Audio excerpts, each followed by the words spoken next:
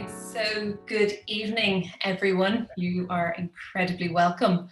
So this evening, on behalf of the Little Museum of Dublin and our partners in Santa Rita Estate and the online fine wine shop bodega695.com, you're all incredibly welcome. I hope that you have a really lovely, wonderful evening.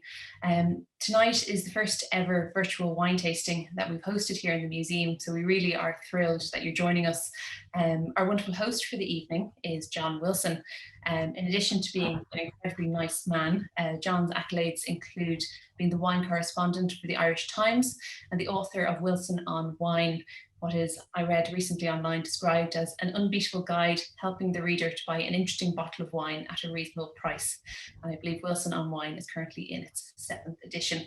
So this evening, John is going to be leading us in a wine tasting and conversation with two exceptional winemakers, Emily Falconer, who is the head winemaker of Vina Carmen in Chile, and also Martin Kaiser, who's the director of winemaking and viticulture in Vina Donna Paula in Argentina. So to everyone who's logging in this evening, thank you so much for being here. We hope you have a lovely evening. And John, over to you. Thanks, Sarah, and good evening, everyone, and welcome. Thank you for joining us. This event is brought to us by Santa Rita Estates and Bodega 695, Ireland's premium wine shop, who I hope delivered out all the wine to you so you have something in front of you to taste. I hope you have the bottles open, glasses ready, and possible a few nibbles to provide soakage. I know that you were supplied with a couple of suggestions for what to eat now or later, but do let us know as we go along if you are eating, what you're eating and how it goes with the wines.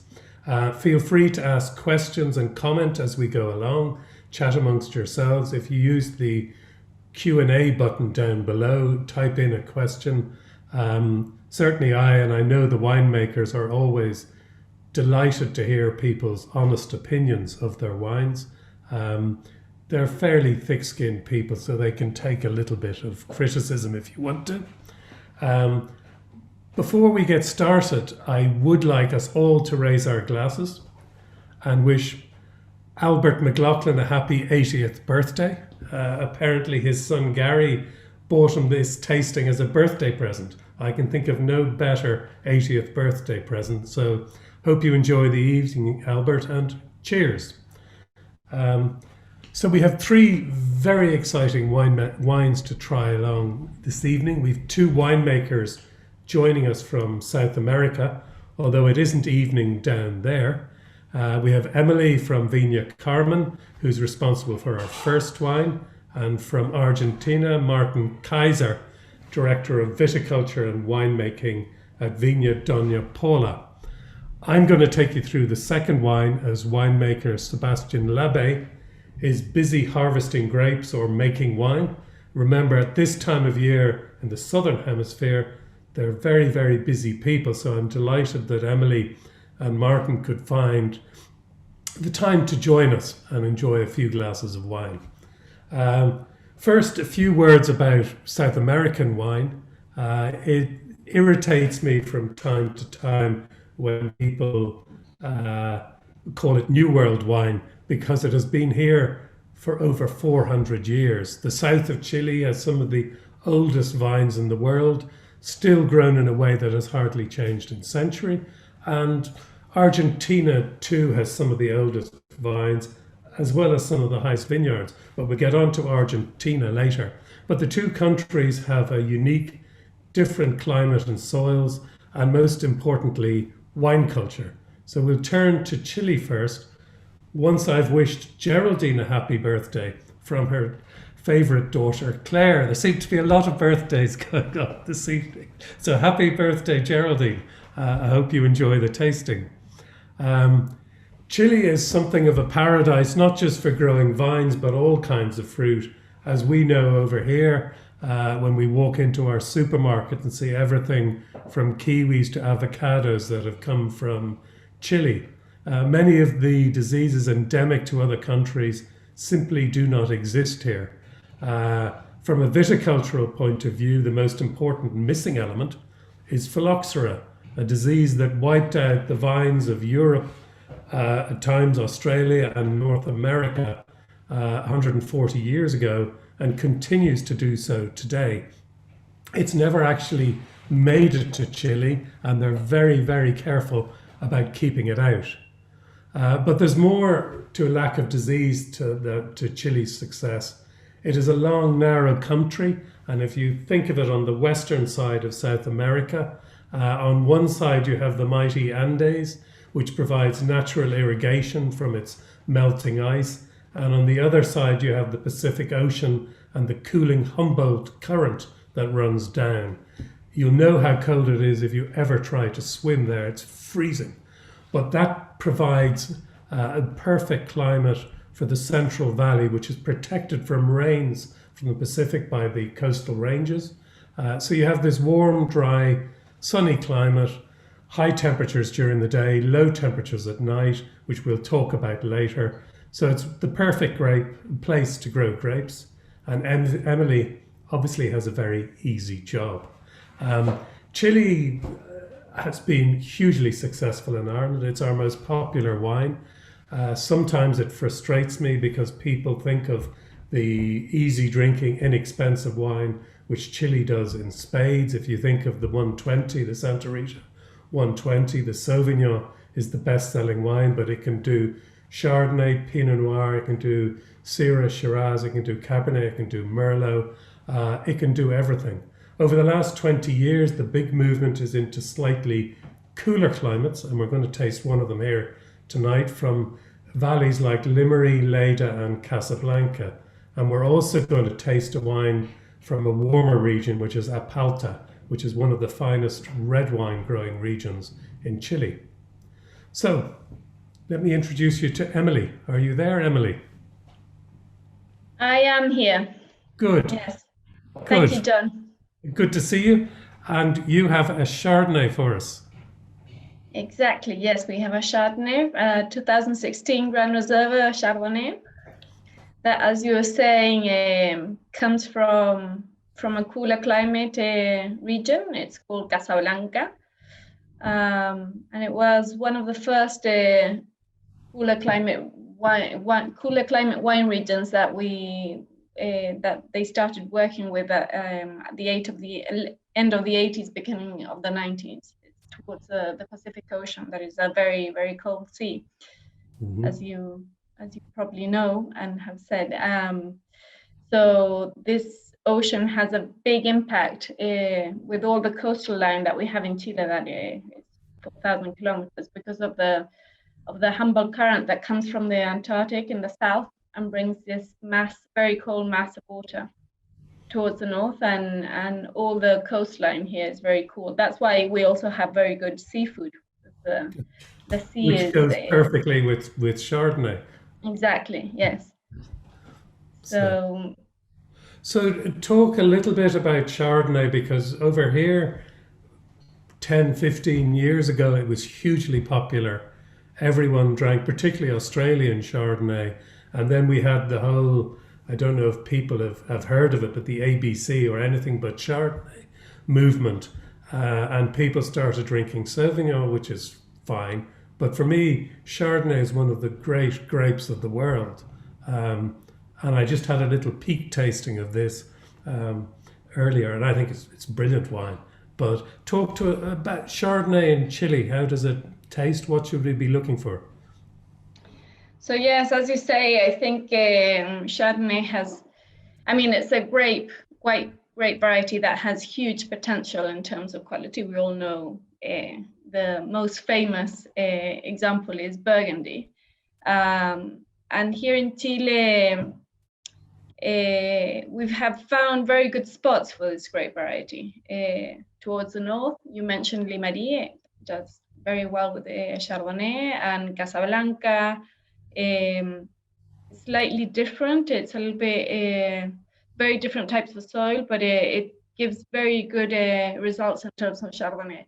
I think stylistically, everything that you were saying about everything but Chardonnay had to do more with style than with the potential of like an imposition on the grape variety, more than the potential of it in terms of quality and style, because it did tend to go to a very buttery, ripe, exuberant, creamy style, and what you have in your glasses is a fresher, more respectful with the grape variety approach to it in terms of winemaking. Yeah.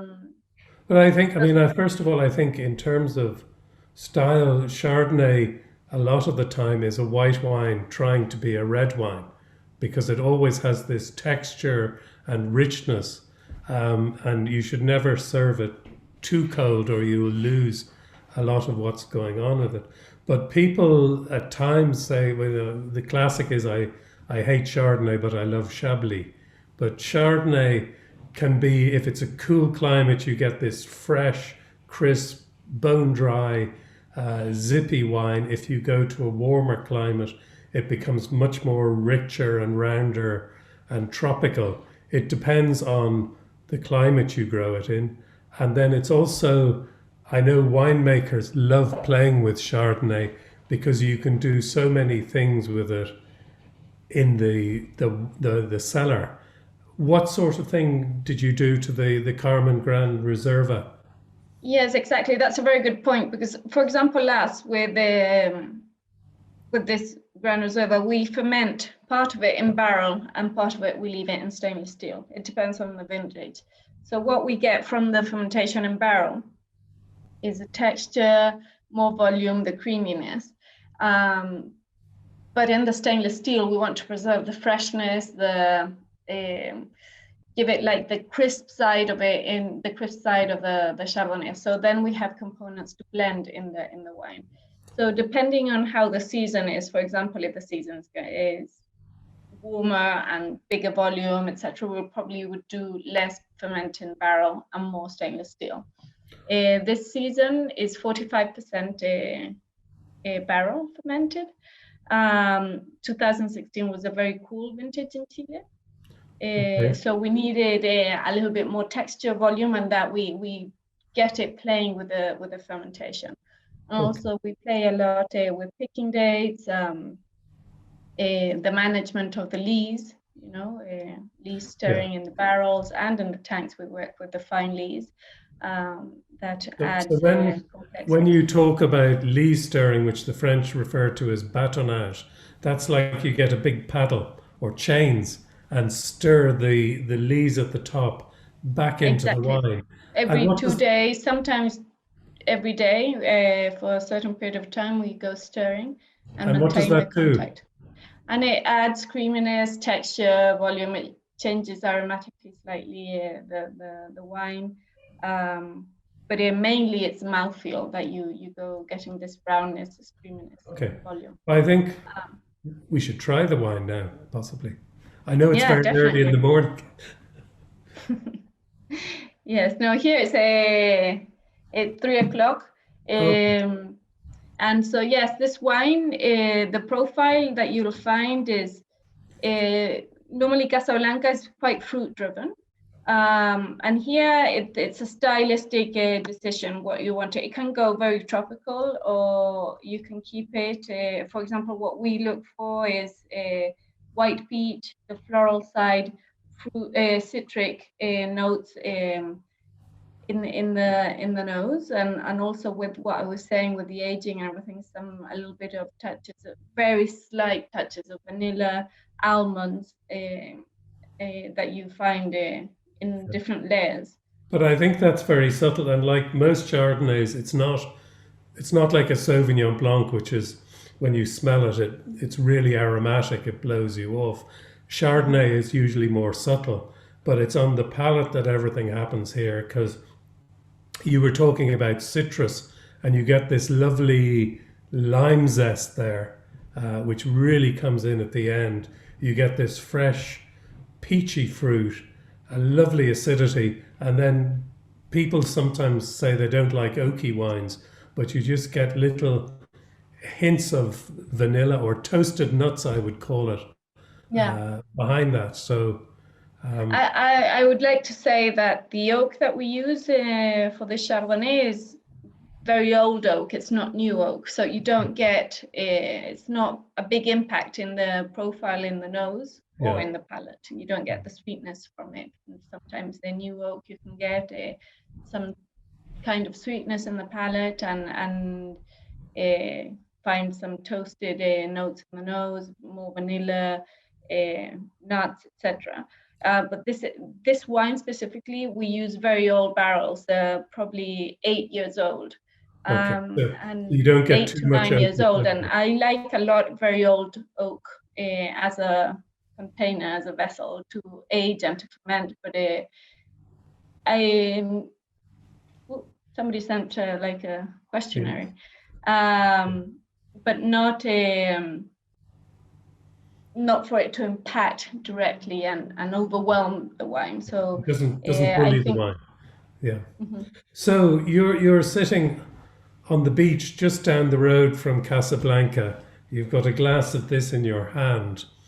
What would be your favorite food to have with it? I think it would go very well with smoked salmon, definitely, and some toast. Very simple, and lemon, that would go perfectly. Then I think smoked salmon is very good because it has a little bit of fat also. Goes well with a more fatty fish. Yeah, I love it with salmon, both smoked salmon and fresh salmon, and with richer fish. And even if, Christmas Day, I have one of my relations will only drink white wine. So with turkey, I always serve a richer Chardonnay because I think it's one of the most adaptable wines. It'll go with chicken, it'll go with turkey, it'll go with salmon, smoked salmon. That's me. Yeah, that's a very good idea. Yeah. Okay. Or on its own. I always say if the wine you can drink it on its own is because it's very that's the main trial. Okay. Now, if anyone, I see we're getting, most people are getting the freshness on this, which is great because you really get lively freshness. What is the alcohol content? He said, trying to. I think it's 13. So it's 13. Yeah. Yeah. So it's a lovely fresh style. Yeah. A couple of people, smoked salmon with the Chardonnay, I think is perfect. In Ireland, we love our smoked salmon. So this is a great way. Again, going back to the Christmas dinner, if you have smoked salmon followed by turkey and you want white wine, this is the perfect way to do it. Smoked salmon and cheese, somebody's saying. That's a very good idea. Creamy cheese, yes. Yes. Oh. Dairy gold and lemon juice. People are obviously enjoying their dinner. I know I have. I have in the fridge for as soon as we're finished 3 large salmon steaks that we're going to have with this Chardonnay. So I better not drink my way through it all. What we might do now is move on to the next wine, which is the first red wine. And it's a Carmenere. Now this is an unusual grape. It's a Bordeaux grape that's hardly ever found in Bordeaux, but has found a very happy home over in Chile. In Bordeaux, at one stage, if you go back 150 years, it was one of the most popular grapes of all. But when Bordeaux was hit with this disease, phylloxera, that I talked about earlier, Carmenere was found to be very susceptible to phylloxera and didn't take well to grafting. So it's almost extinct in Bordeaux, although they're starting to look at it again because it's a later ripening grape variety. It needs high levels of sunshine and a warm summer, and with global warming and climate change, Bordeaux is getting hotter every year. So we're starting to look at changing grape varieties in Bordeaux. I've just written an article about it, so I'm a bit of an expert on it. what it does, Carmenere, at its best, is it has that slight sort of leafiness that you get from Cabernet Sauvignon, the cool restraint, along with the richness that you get from a Merlot. So it's sort of Bordeaux encapsulated in one. It wasn't always known to be in Chile at all. It was only in 1994, and it was actually in Viña Carmen that a French ampelographer, which means a grape expert, Jean-Michel Bourrisquot, was looking through the various vines in the vineyards there and found out what everyone thought was Chilean Merlot was in fact Carmenere. So since then it's sort of become the flagship grape variety of Chile. They've made it in various different ways. I think it took them a while to get used to it. There was a lot of very big but very leafy wines, but the Carmeneres that are coming out nowadays are absolutely fantastic. And this one, the Floresta Carmenere, is one of my favorites. It is unoaked for a start, and I'm going to bring Martin in a little while and talk to him about how it was aged. But it's 100%, and it's from Apalta, which is part of the Colchagua Valley. And I spoke briefly about the Central Valley, but the Central Valley is in fact a series of different valleys. And Colchagua is about 2 hours drive south of Santiago. It's renowned for producing some of the finest red wines in Chile, particularly in Apalta, which is this horseshoe-shaped valley very close, I think about 25 kilometers from the Pacific Ocean.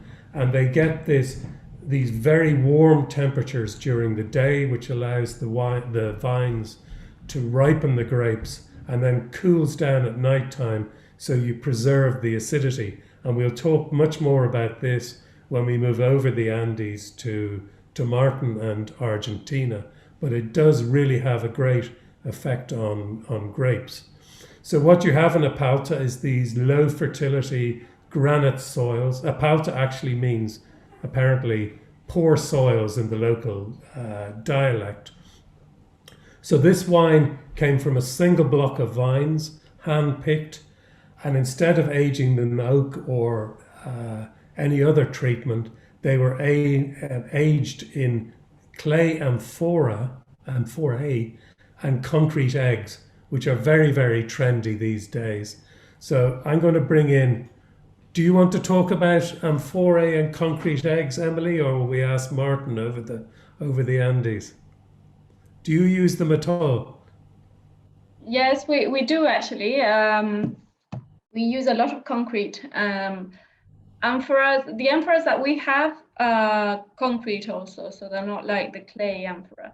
Okay. But I like a lot this material to ferment. I think it's very pure, and also it's very alive. It's kind of a raw material, and it's very good for isolation in terms of, is it correctly said isolation?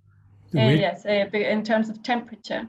Yeah. So I think it is very different to stainless steel, for example, and completely different to oak. I think it keeps the wines very tight and very fresh and very pure aromatically, and I think the development of the wine is slightly slower, and it keeps them with a very good structure and a very good freshness. And that Carmenere that I know very well, that Sebastian makes, is apart from a stylistic point of view in terms of picking dates, it's a very respectful example for the grape variety. Carmenere is a grape variety that was extinct from Bordeaux, and I think it was because they actually didn't like it. And it didn't do very well in Bordeaux because it's a completely different climate to Chile. So it's rainier in the summer, and the season is shorter. So Carmenere wants very warm climate, and it needs a little bit more time. So it found a very good home in Apalta. So this Carmenere is picked quite early, and it's very herbal. You probably find that and spicy. And the fact that it's aged and fermented in concrete makes it, you can see it through the wine, and it's very well preserved. The identity of the Carmenere. So it's a very Carmenere. And for many people listening to me, maybe that's a very obvious thing, but for many years here in Chile, we tried to cover Carmenere up through very late picking. But we tended to over-ripen it because these herbal notes and everything, we didn't know really how to understand it. And Floresta is a very proud Carmenere. Yeah. I think it's a very pure Carmenere, as you said, and I think for many years they were overripe and over-oaked and over here, as far as I was concerned. But I think this is a perfect example because I think you encapsulated everything. It's fresh, it's fruity, it's got that lovely acidity, a slight grippiness to it. Which for me is sort of, it makes it a Moorish wine. When you have wines like this that are not too big, instead of tiring after half a glass, you just want to drink more. So I hope everyone's enjoying it. I get sort of red fruits on it, but you get wonderful, there's no oak, there's no nothing, it's just pure red fruits. Red fruit, pepper, herbs, Yeah. Do you ever drink Chilean wines, Martin, over there?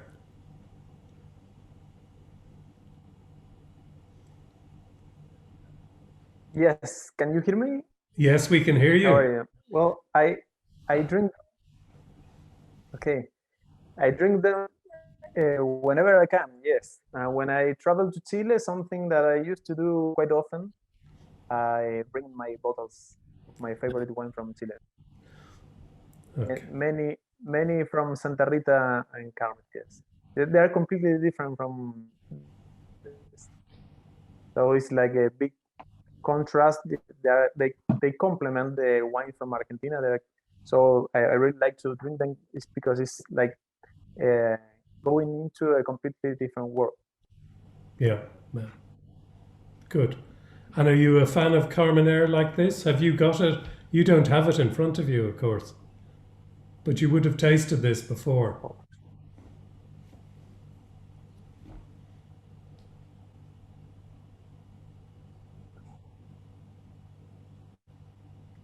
Okay.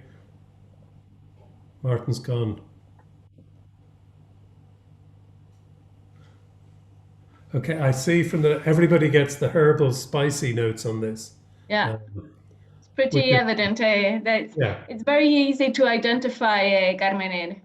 Yes, I once did a blind tasting with a friend that she's English, and she comes to Chile and always brings me a wine from abroad and it puts me on the spot and says, okay, guess what this is? And I try it and I said, okay, it smells like a Carmenere, so it must be Cabernet Franc, because only Chile has a Carmenere in my head. And she said, okay, actually it is Carmenere, but it's from Italy. And it was the first Carmenere that I tasted. I think I tasted that in Chile at a Carmenere conference once, because I think there's one from the US as well. But it's if you like Cabernet Franc, which I happen to adore from the Loire Valley, you will like this style of Carmenere. Yes, I'm back. I think You're back. Lost me and I lost you. Okay, yes, sorry. Good. Well, we're going to move you in a second. We've got people from all over Dublin coming. Great. I'm just looking at the messages here. Good. Those lovely sunny vineyards make me wonder. Yes. Where is everyone joining us from this evening? Well, I think you're coming, Emily, you're in Chile. Whereabouts are you in Chile? I'm in Chile, yes. Yes. And you're in Mendoza, no, Martin? Yes, now I'm in a vineyard. I'm in Alluvia vineyard. So it's the one that is in the picture in the back. It's Yeah. our highest vineyard. Now it's completely green. It's not the snow like they are in the picture. Yeah. It's quite warm today. Okay. We are we have already picked the first grapes this year. Okay. Well, I'm from a place called Greystones, which is in what we call in Ireland the sunny southeast, because it never rains here. So I think, does anyone have any comments to make about the Carmenere? I hope I covered it. I know it's one of Sebastian's favorite wines, but it's also one of my favorite Chilean wines. But now we'll take a plane up over the Andes from Santiago and land in Mendoza Plenty, true. and Argentina. Argentina has been a huge success story, like Chile and Ireland. We fell in love with its lovely, warm, ripe Malbec, a grape that was brought over a century and a half ago from southwest France, where you'll still find it in places like Cahors. Argentina has a completely different culture and history to Chile. The viticulture is based in Mendoza, which is a city about the same size as Dublin, but it's over in the west of the country, close to the Andes, and every vineyard you will see in Argentina always has these wonderful mountains, usually snow-covered, in the background. And it's one of the great sights of the wine world going there. As with Chile, the Andes provide the melting water, but in Argentina, an awful lot is about altitude, because although in Mendoza you're on a fairly flat area, you are at 800 meters going up to 1200, 1300 meters. The highest vineyards in the world, other than Nepal, are in Argentina. And this does amazing things to the grapes, which in turn does amazing things to the wine. But when you think of the wine we're going to taste, I think is 1100 meters. That's higher than Carrauntoohil, the highest mountain in Ireland. So it gives a quite different feel to the wine. We're also going to taste not 100% Malbec, but a blend of 3 different grape varieties. But I shall stop talking because we have the man who makes the wine here, Martin Kaiser. Welcome, Martin. Talk to us. Thank you, John. Yes, well, just let me know if it's the sound is not good, and I can turn off the camera because my connection is quite unstable. Yes, the 1100 indeed is the altitude of the vineyard, so it's the name of the wine, and it's the altitude in meters. The red color of the label, that road that we have there, is just because the soil from which the grapes are coming from are quite reddish. So the climate, due to the altitude and the soil, is expressed in the label. The thing is, in Argentina, it's, I could say, like drawing the situation, and I said that the Argentinian wine are like the complement from Chile, and in terms of climate, they're completely different. So because we are 1,000 kilometers away from the Atlantic, so we have no ocean influence, and we're closer to the Pacific, but we're separate from the huge Andes that at the altitude, at the latitude of our vineyard, it has like 5,000 meters of elevation on average. So it's a huge wall, and we don't get the humidity coming from the Pacific. So the difference in our climate compared to Chile is that our mornings are completely sunny and dry. In Chile, you get in the morning the influence of the Pacific, so you have like colder and a little bit more wet mornings with fog sometimes, especially when you're, for example, in Apalta, close to the ocean. Here, we see fog once or twice in a year, usually in winter when we have some snowstorm. So they're quite unusual. So the sun, as long as we are high, the sun is quite strong. You have a lot of UV rays, and the air is quite dry. We usually have 20, maximum 30% of humidity. So your skin gets dry, the plant is always suffering a little bit such a hostile climate, especially during the summer. So that makes that our wines go through a full, I would say, a very complete ripening process. And what you get in the wines usually is more related to that full ripe process in which you find a lot of fruit. And that's the case of the 1100. Smell here a lot of cherry notes, some plummy flavors. But this particular place that you saw in the picture recently has some south facing, so it's the nights in this vineyard are quite cold, and it's very, very close to the Andes. So it's only 1 mile away from the Andes. So during the night, it receives the cool air coming that flows from the Andes to the vineyard. So it's a vineyard that has quite high temperature during the day because it has sandy soils, but during the night it's quite cold. So it has a huge diurnal swing in temperature.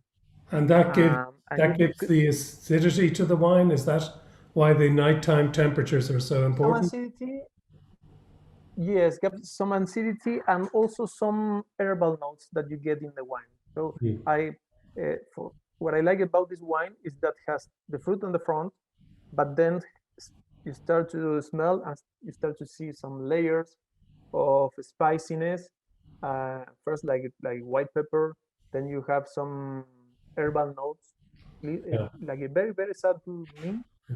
And this wine it's about 60% Malbec, and then you have Syrah and Cabernet Sauvignon. Is that right? Yeah. Yes. Why do you give you some?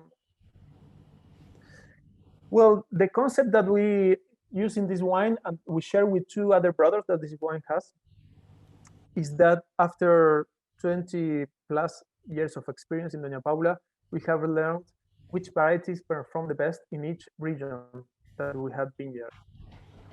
In this particular place in South Uco Valley, the Syrah, the Cabernet Sauvignon, and the Malbec does fantastic wine, deliver fantastic grapes and wine. So, it's like the natural work that you do when you have beautiful wines in a way. You say, okay, let's put it together, and then we look for the right combinations of one another to give a balance between all the ones we want to get in the wine. Okay. So the Syrah gives this meatiness that you have on back. The Malbec give the fruitiness, add some white pepper, some spices. Yeah, I mean, I'm a huge fan of Malbec, and particularly when you go like this wine up to the higher altitudes, it's always got great color and amazing perfume to it. And you get this ripeness, but you get the acidity at the same time. It's like sucking on a fruit gum or something like that. But I think the Syrah adds a meatiness and a spiciness that you get.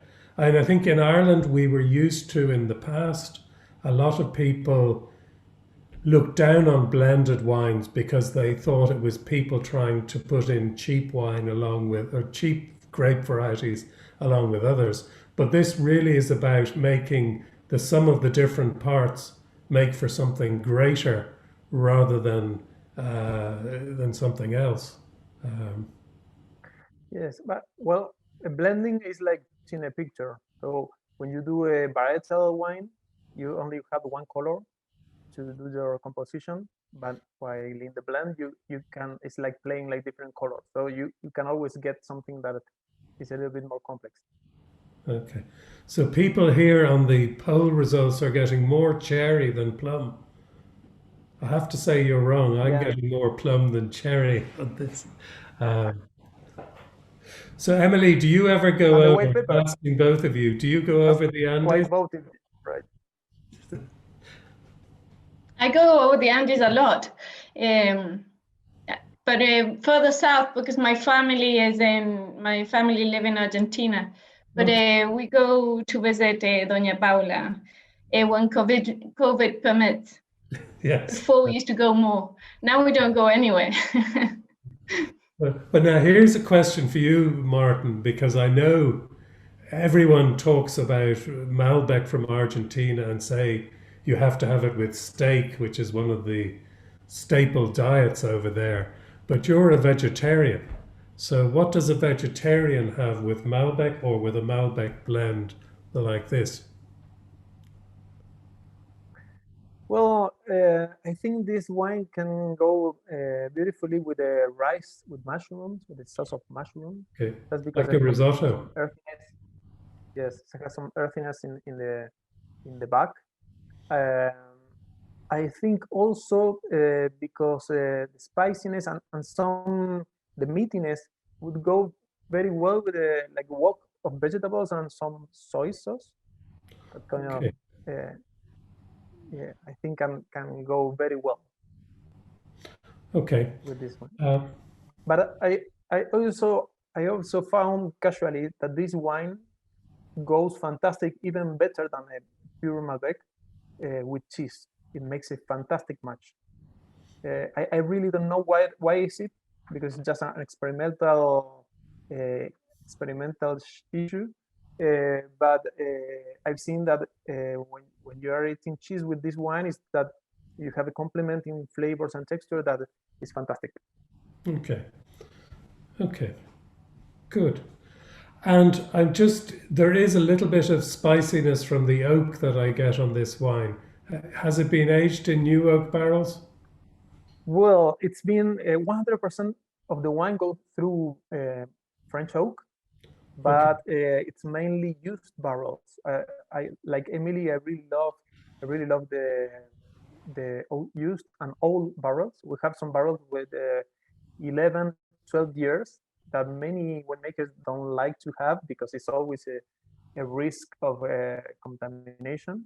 But I think the old barrels are very respectful with the wine, and we use on average about 15-20% of new French oak barrels in this wine. So you get a little bit like chocolate finish in the back, a little bit of tobacco you may also feel, but very, very subtle. Okay, well, no, I think it is. Now, if anyone has any questions, I see one question here is saying if the grapes go into Doña Paula thrive in cold weather, could we grow similar grapes here in Ireland? I think the answer is no. Although I have in the last week tasted 2-3 Irish wines. One of them a red wine, which was grown under cover out in North Dublin, but the other two are sparkling wines. And I think this is the future for Ireland. If you're interested in planting a few vines, you will be making light sparkling wines. You certainly won't get a wine like the Carmenere or the Doña Paula here. We need a lot of global warming before we do that. I hope you don't get it. No. I don't think it's going to happen. So which do we want to, somebody's asking about low alcohol beers and low alcohol wines. I think I'll take this to start off with, having done a couple of tastings before Christmas at the behest of my editor. Low alcohol beers generally, or low or no alcohol beers, are far better than no alcohol wines. There are some wines that are naturally low in alcohol from places like the Moselle, which will be 8 or 9%. But I think, it's a global climate change and global warming is a problem in a lot of vineyards around the world. And the problem is that while people are looking for lower alcohol wines, the climate is warming up. Would you say, Martin, or is this something you're aware of? Yes, one of the problem I have philosophical alcohol wine, because naturally the wine in the process produces a lot of alcohol in fermentation, so not a lot. It's the 12, 14 degrees that you found. But the thing is that to take that out, you need a lot of energy. So it's a very heavy machine that starts to work and waste a lot of energy to take out that alcohol, because you are separating molecules that are very well integrated. That is the alcohol with the water. So for me, it's like forcing something. So if you don't want alcohol, maybe you can look for a fruit juice Emily? or something else. Emily, maybe you can drink water. Yes. Or Well, you can add water to your wine. But I know in Chile, I mean, the move further south to various parts is to cooler climates. Is that because they're looking for lighter wines? No, I don't think it's necessarily because they're looking for lighter wines, but I think climate change has a lot to do with it. I am from the south of Chile, and when I was at school, it was unheard of to have a vineyard over there. And today, like the viticulture map borders have extended quite a lot, and it's moved south because of climate change. Like the Atacama Desert is moving towards the south. It used to be miles up the north, and now you go to places like Limari, that is almost, you could classify it as a desert zone because of the lack of water that we get. So I think that is more why we are moving south than looking for a different style of wine. Different style of wine, yeah. And there is, I know in both countries, in a lot of wine producing countries, they're worried about a shortage of water. It's a huge problem in Spain. Exactly, yeah. The most expensive part of setting up a vineyard, is it not the winery? It's the irrigation, it's yes. water. Looking for unirrigated viticulture regions is also one of the objectives. I would say after 360 kilometers south, you start going into the dry farm regions. Okay, now somebody here is trying to start an argument. Chile seems to have broadened its grape portfolio over the last 10 years, but Argentina is still mainly known for Malbec. Are there movements in Argentina to broaden grapes, and which grapes, if so? Would you like to answer that? Well, Mark? in fact, if you come to Argentina, you will see in the supermarket or in the wine stores a lot of wines, a lot of different produce. The thing is that we conquer different markets with the Malbec, but after that, for example, in Doña Paula, we produce about 20 different varieties. Many of them are bottled. For example, we have 3 different whites: Riesling, Chardonnay, Sauvignon Blanc. So there is a lot of very interesting things to taste from Argentina. So I encourage you to go and taste other things. We have beautiful whites, reds, and even some rosé. Yeah. Well, I would agree in that I think some of the best Cabernet Franc that I've tasted in recent years has come from Argentina. It makes fantastic Cabernet Sauvignon, very good Semillon. Argentina's success is almost its weakness, in that people think Argentina and Malbec, whereas Chile has always done everything and done it pretty well. But when you ask what defines Chilean wine, nobody really knows. So 40% of the grapes, 40% in Chile is Cabernet Sauvignon. But also you have to think that the viticulture map in Chile is very spread out. I'm not saying that in Argentina it's only about Mendoza, but it's a big chunk of it, and what we talk about is Mendoza. But in Chile, somebody's asking about Torrentes. Are you a fan, Martin? Well, I like some kind of Torrentes, not all of them, because I think you have to be very precise to do an elegant Torrentes. Otherwise, you get a lot of flour. It's not my favorite style of white wine. So, but if you do a very maybe a little bit early harvesting and very careful pressing when you receive the grapes in the winery, you get some wine that is quite interesting, very similar to a Gewürztraminer. Yeah. Okay, people here I think are dreaming about going to Chile and to Argentina.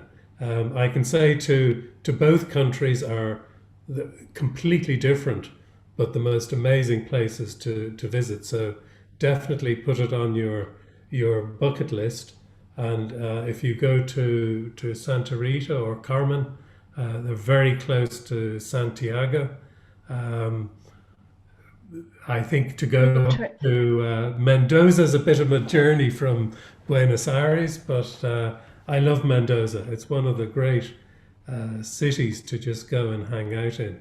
So let's have a look and see what the most popular Just one comment.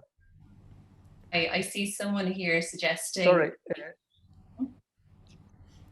Okay, a comment about Cabernet Franc. That is one of my favorite varieties in Argentina. And if you take a look at the last reviews from different magazines, even wine tastings, you will see that Cabernet Franc from Argentina has been excelling in different panels and tasting articles. Maybe sometimes you have it in the top 10 of the world, you have 2 or 3 from Argentina. So pay attention to that. Okay. Well, I'll second that. Look for Cabernet Franc from Argentina. And if I can be cheeky, look out for Malbec from Chile, because there's some very interesting Malbecs from Chile. So I think possibly we're going to go on a field trip to South America in the near future. I would happily endorse that one on behalf of the museum. We'll get a group trip together, but I think this has been a really thoroughly enjoyable way to spend some time this evening, and I've really hugely enjoyed listening to the three of you speaking, and you've been also generous with your time and with your knowledge.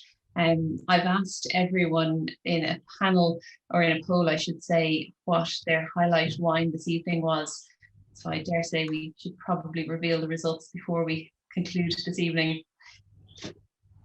So do we go for Chile or Argentina?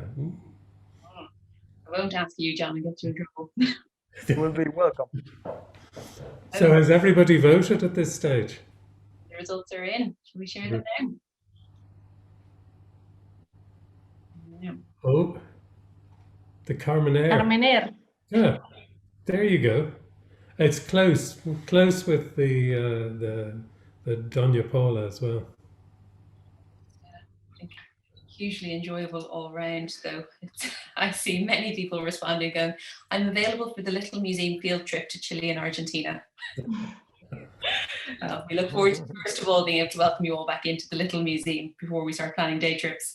But I think this evening, unless, John, you have any final thoughts, I might just really sincerely thank the three of you for being so generous with your time and knowledge tonight. No, the only thing I would say is I hope you've enjoyed the wines. And I was talking to, I think I can say, one of Ireland's better sommeliers this afternoon.